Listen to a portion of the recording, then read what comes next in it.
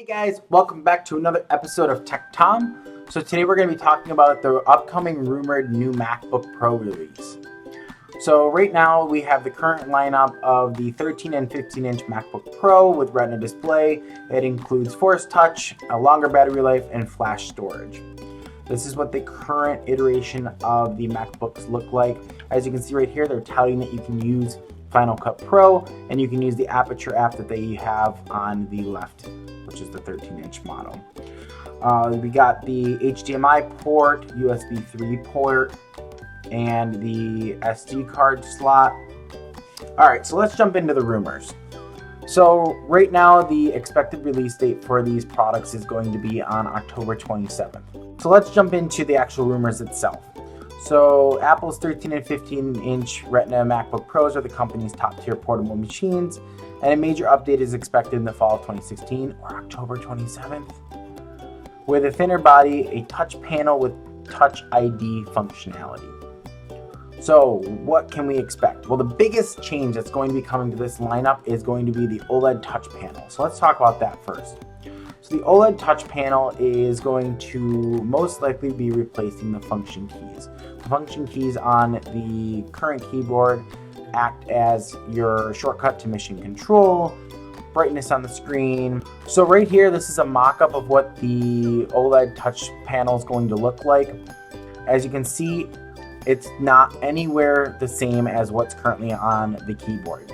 So the idea behind this is that when you go to an app, this touch panel is going to allow you to set shortcuts. Each time you go into a different app, the functionality is going to change. That's going to be really cool, especially if you can set the functionality. If Apple doesn't allow you to set the functionality right when they start, maybe they'll allow it in the future with an SDK. What you can see here is Spotify running. And then over here you got the song that's playing. This looks like a song track bar with the time that's currently playing on the song, or it could be a volume input. And then down here you can see when you exit out of that app, well, it goes back to the normal function keys. Now what's going to be the next biggest change? Touch ID. So Apple has a patent that allows it to embed sensors into its technology. Now, where are they going to be putting this Touch ID sensor, you might be asking? My hope is that Apple is going to embed this sensor into the trackpad. Why the trackpad, you might be asking? Because that's where my finger always is. That's where your finger naturally goes. That's what Steve Jobs would have wanted. When he came out with the iPhone, he said, oh, what are we going to be using? A stylus? Oh, a stylus, right? We're going to use a stylus. No. No.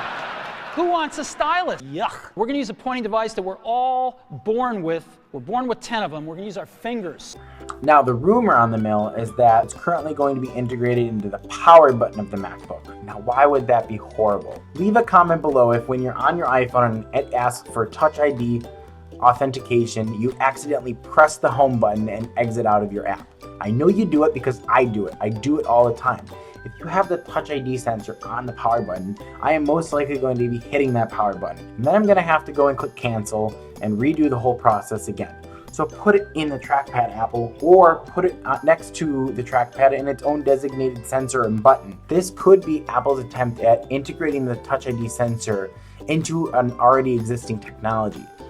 The rumor on the mill is that next year when Apple releases the new iPhone, iPhone X, iPhone 8, whatever you want to call it, they're going to actually embed the sensor into the screen itself. Why not start with the Mac? Alright, so what else can we expect? You're going to be able to expect 13 and 15 inch sizes. There won't be a 17 inch option. It's going to have a thinner body. So how are they going to have a thinner body? I think they're going to be removing some of the ports. They're going to be getting rid of the MagSafe.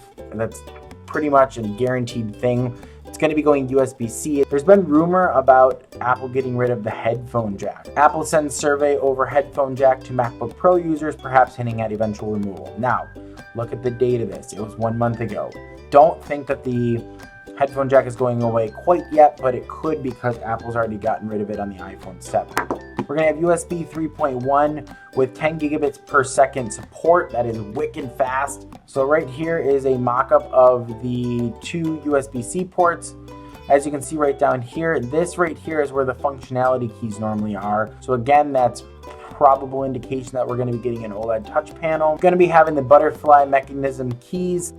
Okay, so here's a cool rumor. So the MacBook Pro is going to feature a detachable keyboard and screen. I don't think this is likely, but a patent filed by Apple suggests an iPad-like interface in favor of the physical keys we've all grown accustomed to. Another rumor is a stylus without a touchscreen. So there was a recent patent approval that suggests that Apple might be extending its Apple Pencil support beyond the limits of the iPad Pro's touchscreen and integrate it into the Magic Trackpad. The MacBook Pro 2016 might come with a 5K display.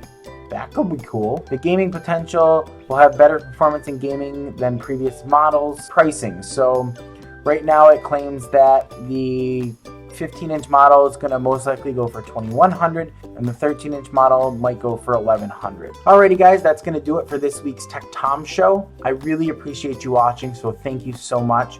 Leave a comment below letting me know if you're going to be getting one of these new Macs and what you're looking forward to most. If you like this video, please give it a thumbs up. I would really appreciate it. And make sure you click on that subscribe button, and I will see you all next time. The device knows when it's fully charged and it will not overheat. So if anything goes wrong with it, it will automatically shut off without you having to worry.